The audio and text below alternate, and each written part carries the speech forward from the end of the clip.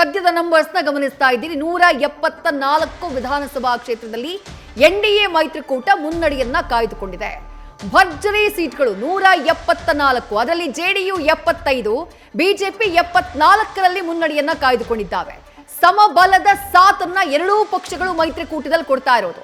LJP ಸ್ಪರ್ಧೆ ಮಾಡಿದ್ದು 29 ವಿಧಾನಸಭಾ ಕ್ಷೇತ್ರದಲ್ಲಿ ಗೆಲುವನ್ನ ದಾಖಲು ಮಾಡ್ತಾ ಇರೋದು ಅಥವಾ ಮುನ್ನಡೆಯನ್ನ ಕಾಯ್ದುಕೊಂಡಿರೋದು 20 ವಿಧಾನಸಭಾ ಕ್ಷೇತ್ರಗಳಲ್ಲಿ.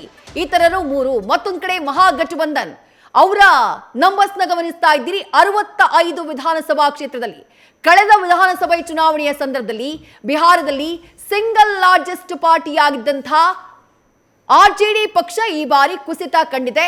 45 ಸೀಟ್ಗಳಲ್ಲಿ ಮುನ್ನಡೆಯನ್ನ ಕಾಯ್ದುಕೊಂಡಿದೆ. 173 ವಿಧಾನಸಭಾ ಕ್ಷೇತ್ರದಲ್ಲಿ ಎನ್ಡಿಎ, 65ರಲ್ಲಿ ಮಹಾಗಠಬಂಧನ್. 243ಕ್ಕೆ 243 ವಿಧಾನಸಭಾ ಕ್ಷೇತ್ರಗಳ ಚಿತ್ರಣ ನಮಗೆ ಕಾಣಿಸ್ತಾ ಇದೆ.